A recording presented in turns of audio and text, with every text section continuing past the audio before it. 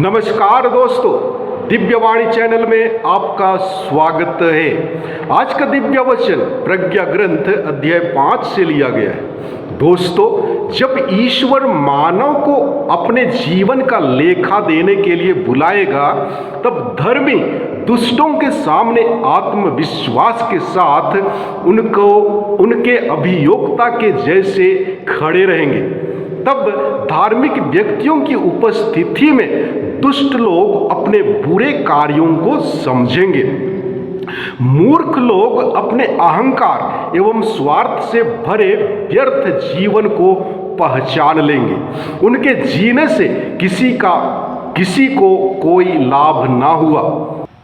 वे हवा में उड़ते पक्षी के समान हैं, जो बिना निशान छोड़कर आते और चले जाते हैं। तो चलिए प्रज्ञा की सुने। वचन कहता है, उस समय धर्मी आत्मविश्वास के साथ उन लोगों के सामने खड़े हो जाएंगे जो उन पर अत्याचार करते और उनके परिश्रम को तुच्छ समझते थे। दुष्ट उसे देख आतंकित होकर कांपने लगेंगे और वे उसके अप्रत्याशित कल्याण पर आश्चर्यचकित होंगे।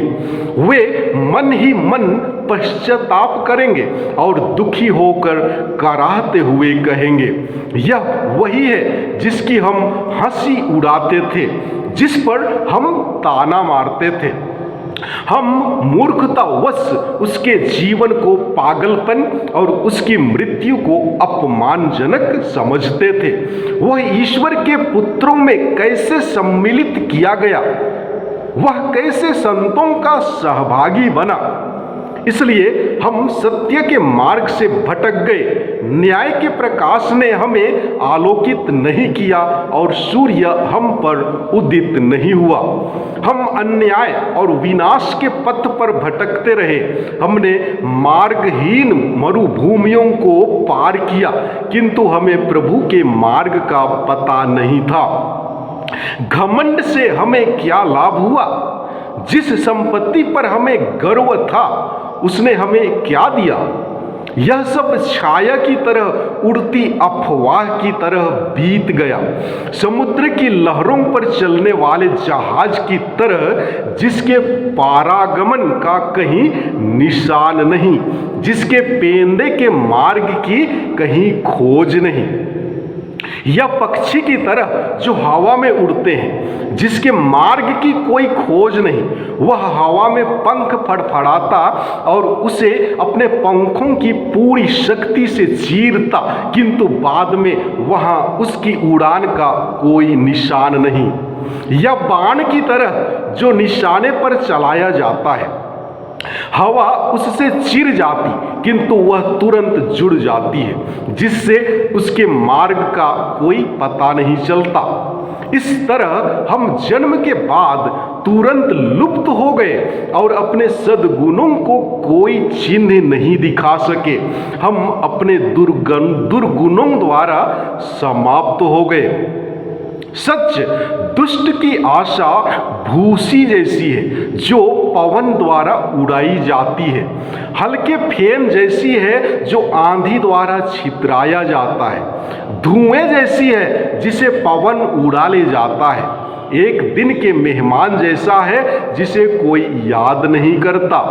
किंतु धर्मी सदा के लिए जीवित रहेंगे। उनका पुरस्कार प्रभु के हाथ में है और सर्वोच्च ईश्वर उनकी देख रेख करता है।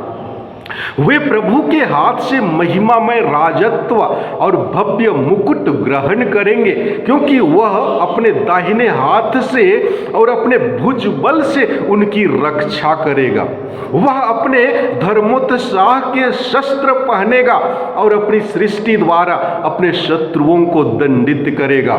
वह न्याय का कवच धारण करेगा और अपरिवर्तनीय निर्णय का टोप पहनेगा। वह अजय पवित्रता की ढाल और अनम्य क्रोध की तलवार धारण करेगा।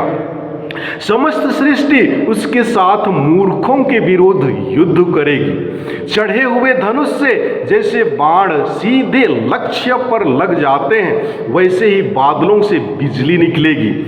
उसका क्रोध गोफन की तरह भारी ओले बरसाएगा। समुद्र की लहरें उन पर आक्रमण करेंगी और नदियों की बाढ़ उनको ढक देगी। घोर आंधी उन पर टूट पड़ेगी और बवंडर उन्हें छितरा देगा। अराजकता पृथ्वी को उजाड़ कर देगी और कुकर्म शासकों के सिंहासन गिराएंगे। दोस्तों, जो लोग धार्मिकता को अपनाते हैं वे सदैव जीवित रहेंगे। प्रभु स्वयं उन्हें याद रखेंगे। वे ईश्वर से महिमा के मुकुट प्राप्त करेंगे। ईश्वर अपनी सृष्टि द्वारा अपने शत्रुओं का विरोध करेगा। सारी सृष्टि उसके न्याय को प्रकट करेगी। इसलिए जब तक इस दुनिया में जीवित हैं, भोग विलास का जीवन व्यतीत कीजिए, लेकिन याद रखिए ईश्वर एक दिन आपके जीवन का लेखा लेंगे। अतः आपसे अनुरोध करता हूं कि आप सदैव सत्य की मार्ग पर चलें। स्वर्ग और पृथ्वी, दृश्य और अदृश्य सृष्टिकर्ता को कभी ना त्यागें। धार्मिकता का मार्ग को अपनाएं और प्रभु की शिक्षा के अनुरूप जीवन यापन करें। अब वो वक्त है आपसे विदा लेने का, लेकिन विदा लेने से पूर्व आपसे आग्रह है, कृपया चैनल को सब्सक्राइब और शेयर जरूर करें। धन्यवाद। जोहार।